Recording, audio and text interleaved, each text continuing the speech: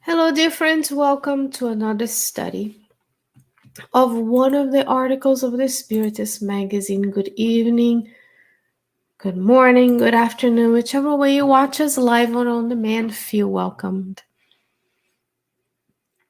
Today, we have a most special article from a clinical psychologist. It's going to be talking about love, work, wait, and forgive. But before we go directly to the article, I want to invite you to visit the website of the Spiritist Magazine. There you'll find links to download the PDF version of the Spiritist Magazine. That's usually what you're going to see next that I'm sharing and guiding our reflection today. You can also download the app for the Spiritist Magazine for your Android and or Apple devices, where you can read all of the issues of the magazine free of charge at your own convenience, wherever you find it most helpful to you. These studies, of course, also can be found on our Facebook and YouTube pages on our playlist. So if you'd like to take advantage of this work of the good spirits, we encourage you. Another thing you can do if you visit the website of the Spiritist Magazine is to order the physical copy of the Spiritist Magazine. The physical copy of the Spiritist Magazine you would have to purchase. There's the cost is just the cost of producing the magazine that goes to our partner MagCloud, and you would have this beautiful work of art of the Spiritist Magazine. This is the article we're going to be talking about today, from the psychologist Claudio Sinotti, who is, together with his wife, leading psychological studies in the works of the works by Joanna De Angelis through the mediumship of Waldo Franco and the mention of the way. This amazing periodical, which is the Spiritist Magazine, high quality. You can have it for your gospel home studies, for your work with the children. Most issues will have a section for children. Issues have sections for adults, teens, all ages, and even sometimes Spiritism for parents. Because when we learn this, we can be a better spouse, we can be a better colleague, we can be a better parent, we can be a better child or sibling, so on and so forth. And many of the articles of this issue, I have worked with you. This one about collaboration as well. And another one that we talked about is the article about adversaries. It's also on our playlist. I will put the playlist down once we are done with the studies. So please make sure you take advantage of this beautiful resources. And my copy will be here because that's where I made notes for our discussion. And the most important topic today. This is an article translated from the periodical called Journal of Psychological Studies, issue 75. And this article is titled Love, Work, Wait, and Forgive. What you're seeing on the screen right now is the PDF version of the Spiritist Magazine. That's what I use here every Tuesday. I want to show to you how easy it is to use and read. Yes, I could, and I've done it. I've prepared many good talks out of these articles, and we could have put it on a PowerPoint and discussions on our Spiritist centers, for example, as long as we carefully cite the works that we use, of course. If you go to the Spiritist Magazine, that's what the newest issue looks like. Issue 54. So there are 54 issues, all kinds of topics for all aspects of our lives.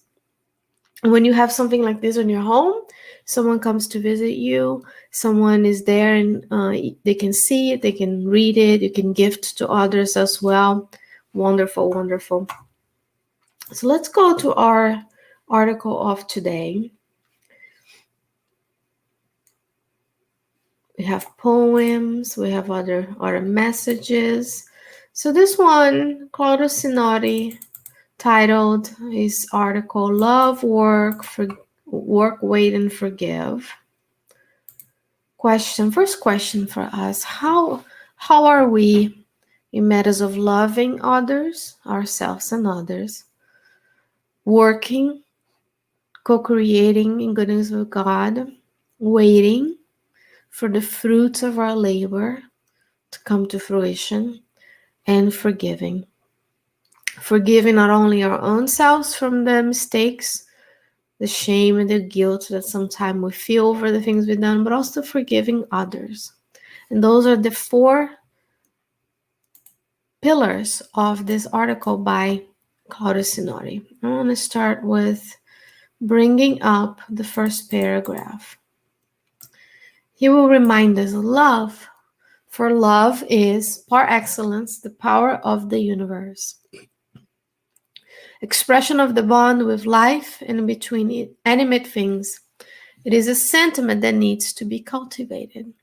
In its most primitive expressions, it is instinct from which we free ourselves as we evolve. So the first quest is love, but not the carnal, physical love only that we have towards one another on the earth. Truly, love as the power of the universe, or as Leon Denis will say in the book After Death, as the glue that keeps all of the universe together. So love, as Leon Denis explains, has God at its irradiating center. So the center of love that radiates out towards the universe, that reaches you and I through divine providence, is God. So ultimately, the goal is to love as much as God loves you and I today, as much as God had loved us when God created us. So the first thing he's saying is, in this beautiful symbolic image, one of the angels says that when a beast takes care of her young, there is found the beginning of its noble sentiment. As we increase consciousness, love goes through several phases, representing the phases of psychological and spiritual growth of beings. So let's talk about love and its several phases. So which phases of love are we experiencing today in this lifetime? Are we able to already see some growth, some new phases in our own?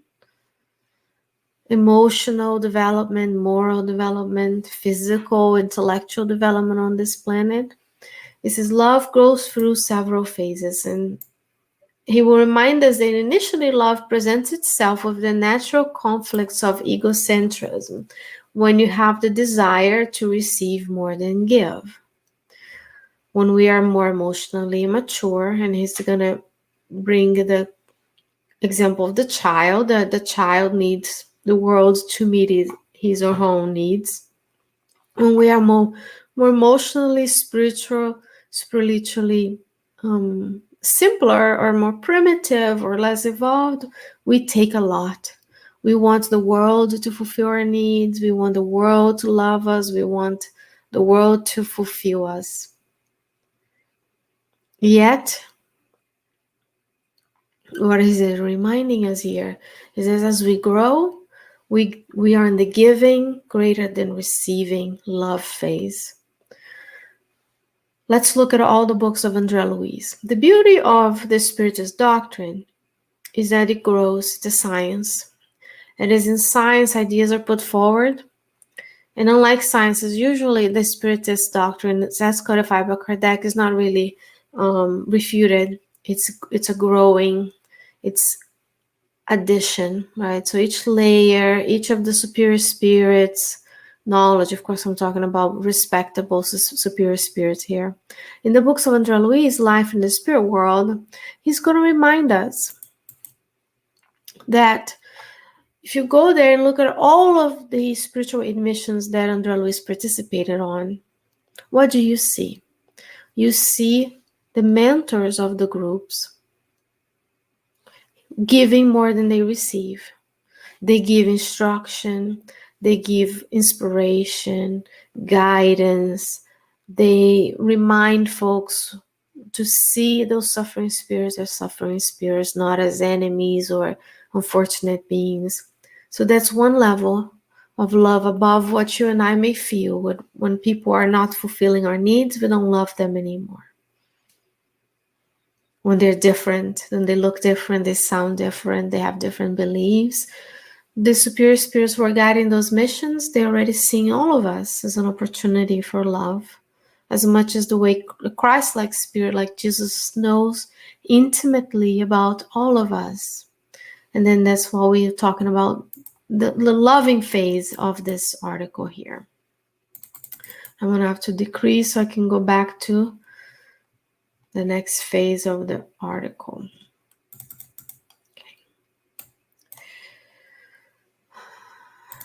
And Claudio Sinotti will remind us that egocentric people experience love only in accordance with that what they received, without being available to serve. Are we in an egocentric phase in our lives where it's about me, my needs, my family needs, my parents' needs, my kids' needs, and then I'm unable to see myself as part of the community? If the community activities don't serve me, I won't go and give up 1 hour of my weekend to do something for others, for example. It says, nevertheless, the evolutionary impulse and the conflicts of self-centrism will provide a necessary experience for altruism to develop, as well as empathy. So another level of love, empathy, compassion, indulgence. The establishing the bridge between feelings, developing the social being, and providing the mature manifestation of love. But this requires a working effort. Work. We have to work on being loving. We need to work on knowing that I'm here on this planet, on my reincarnatory plan, to give more than I'm taking. So far, humanity is taking. We're taking from nature. We're taking from one another. We are hierarchical. We see ourselves as separate, as special.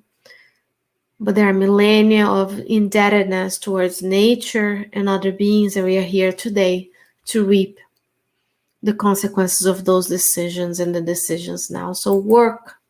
It says action is an universal law, and inertia is a burden on the shoulders of individuals and society. The law of work. Work is any useful activity, of course, not just the work that you do at your job. But being here today, thinking about where you are in terms of your love steps in the loving evolution. Am I egocentric? Most likely we go up and down, or most of us. Is one day, some days we're better at giving, other days we only receive. Sometimes we go negative and so take. So we're probably on a oscillating daily struggle, as long as the trend is upwards. But then there's work, because in order to realize once you realize where you are, then you have to ask your questions. What are the things I want to develop next that would help not only myself but others? Look at Waldo Franco and Chico Xavier. They've grown so much throughout their experience on the earth, but they were always doing things for others. So it's possible. God sends those emissaries to show to you and I that we can live with less, have less things, less experiences, and do less, so that others can have a little bit more. It says, and work is also observed in nature. Oops, I apologize for that. Looks like, and remember, we record this and we are together on the journey. There we go. But that's okay. In the meantime, while I get myself together here, please write your questions and comments. We're always here to listen to you. He says, nature provides us with all the necessary conditions for our development.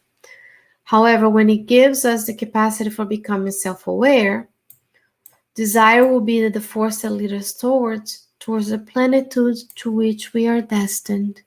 So here's reminding us that you have inside of you the seed or the genes of the divinity, as in the DNA of divinity. So you have the potential for the plenitude, which it is this communion with God, to become a superior spirit and know truly what's your role in the universe and actualize the thoughts and designs of God in whatever you've been trusted to.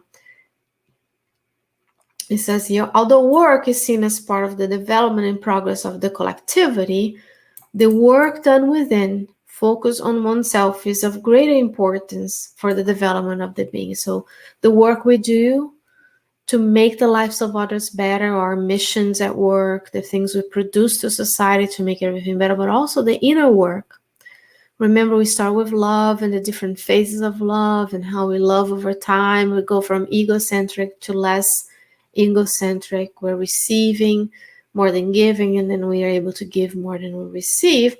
That takes inner work, awareness and work, so that I can see these are the things that I have to work on. Then I'm able to seek the help that I need, mentors, counselors. Sometimes the work needs to come with a psychologist, as Claudia Sinara is one. So when we're thinking about I'm responsible for my own development, I can only change the things I do and how I feel and how I react to things. I can guide and should guide others, especially those who are entrusted to us in our family members and friends. But I can't change them, but I can teach them, especially when they're young.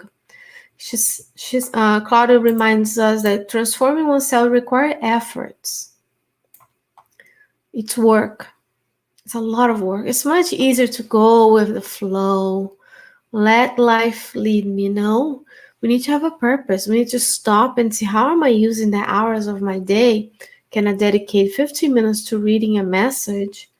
Like, for example, reading, recording, posting a message from Joanna de Angelis in the book Happy Life?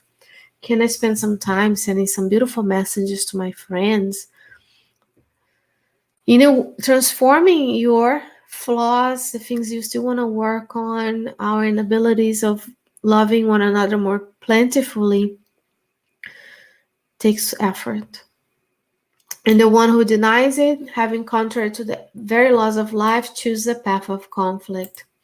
Now, let's say we today decide that we need to work on loving all beings just as they are, not looking at where they're from, what cultural background, where they live, if they vote for the same people. And then I go to the work of identifying my unconscious bias. It's one example of something we maybe need today on the earth. It takes time. Today I do well, tomorrow not so much, then I recommit, so on and so forth. And he's saying here, the results of these efforts should not take place immediately as is desired by our egos. We want it like, boom, boom, get my cell phone and get my star. I changed myself. He says, that's why you must learn to wait. And that's another plague that we have today, anxiety. Anxiety has become a hallmark of postmodern society, which intensifies the statistics of the disorders that accompany it. It's all about doing. Nobody's stopping to meditate. Nobody's stopping to look at nature. We're not stopping to say, well, I decided to do all these things, but maybe I can trim back. I can undecide and see what is really important to me. Is a checklist? Check. Or am I doing things because others around me are doing? And now the emotional contagion. Am I buying a new car and then going into debt because someone else is? Am I buying a bigger house that I might not need because my friends are doing it? Am I being hateful online because my friends are sharing stuff on social media that is not appropriate? So we need to have that work of knowing that changing oneself takes effort, and then wait. You commit to do the good, you start doing the good, you replace negative thoughts with good ones, you replace negative prejudices with the ability of reaching out to people that are different than us. And let's be human beings, not human doings. And unless you're spending all your day volunteering, doing Spiritist work, helping the homeless, the orphanages, the battered shelters, the people who are suffering from domestic violence. If that's what you do, be a human doing that way. But most of us are spending a lot of time on things that are not as valuable in terms of the long-term spiritual goals that we need to have. It says here, one of the main characteristics of anxious people is not knowing how to live the present moment or connect with it. So are you here today listening to what I'm having to say about being mindful of our ability to love, the growth in loving others, plus the work it takes to do that, and waiting to see the fruits? Are you thinking about dinner, what we're going to do tomorrow, what the weekend's going to be like, or you're truly doing something mindfully here today? So the awareness, the mindfulness of the moment is very important. Knowing how to wait in this context, there's no connection with passivity, but with constant awareness and work, without waiting for actions to provide immediate results. So it's not about, oh, I'm just going to wait. I'm going to sit here, sip my coffee, and then things are going to work out. That's not what he's saying. His work in this case is awareness. Where am I? How can I love people more? What is this the inner work that I have to do in order to forgive, to forget, to be more empathetic, to be more compassionate, to reach out to those who are different than me? Am I hating on people, or am I seeing people as separate and different? So it takes intentional act, an intention of, I want to get better, and you work on it, and you have to wait for the fruits to be seen. The same way, if you put a seed on the ground today, you're not going to wake up tomorrow and the seed is already a tree giving you fruits, unless you have a superior spirit acting upon the spiritual fluid and making that happen. Most of the time, nature is going to show you that everything has a time and a reason for being. So it's not about being passive and sitting there enjoying life and waiting for the work to come. It says here, in this process, setbacks can always occur, especially in the relationships.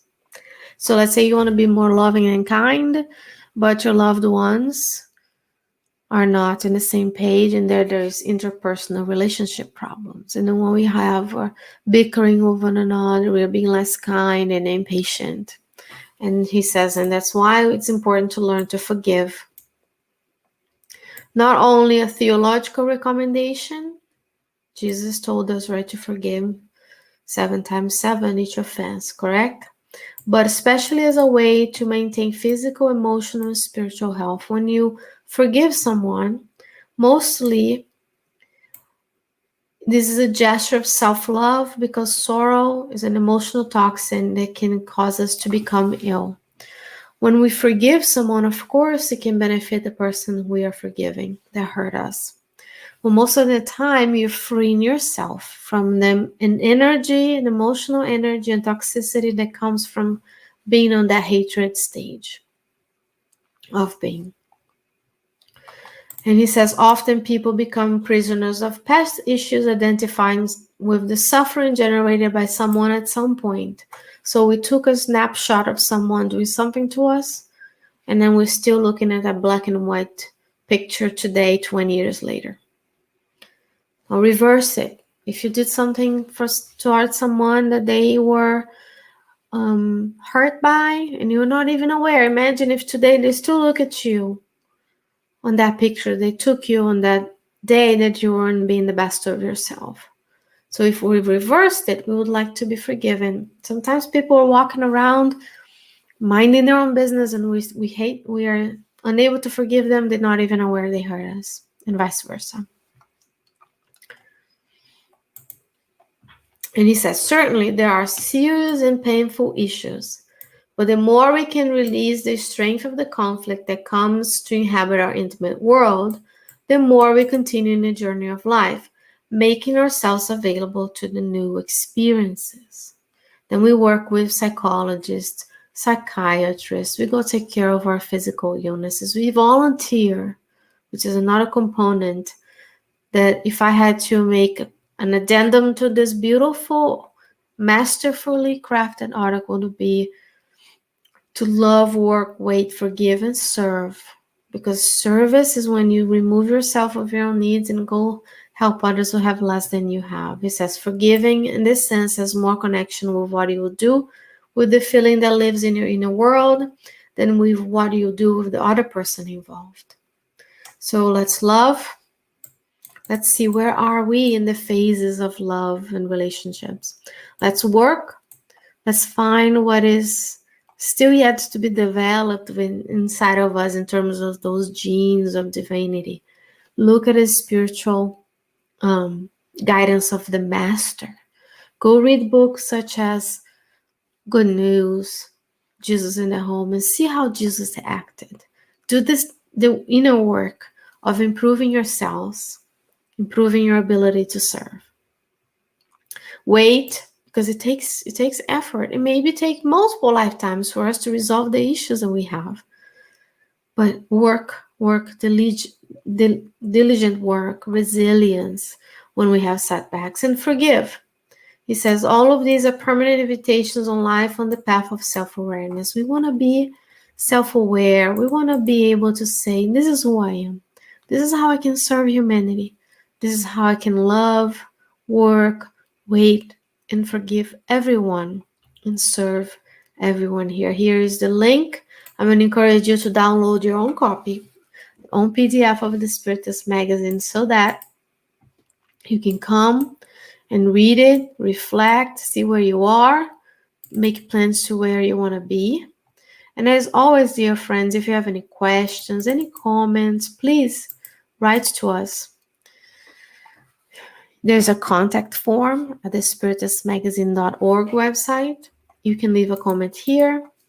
You can also write at kardakradio@gmail.com if you'd like to be a part of the team that translates, revises, graphic work. Go watch our interview with the editor-in-chief. There's always an opportunity for service to the good spirits. It is the most important work of disseminating Spiritism in this world in the English language. A wonderful work of a collaborative work between the superior spirits, the mentors of the magazine, your mentors and my mentors as well. We're all interconnected. We all need to eventually get to a point as a superior spirit, we will love one another unconditionally. Go back to the Spirit's book, question 100, and read the different levels. It's more of an essay than a question about the different types of spirits and the hierarchy of spirits. And then find where you are, go to the top of that list, your second order, and plan. Get your multimillenary plan for the characteristic that the spirits tell us that superior spirits will have one day. And a lot of food for thought. Therefore, I hope that between now and the next time we see one another, you stay well, you stay safe. Please stick around. Our friend Carol Correa will join us with her program on the Divine Laws by Allan Kardec, third part of the Spirit's book. Many other programs at Kardec Radio. I am Shani Martin, your host. I'm broadcasting from the Spirit Society of Richmond. It's always an honor and a pleasure to be with you. Until next time, many blessings.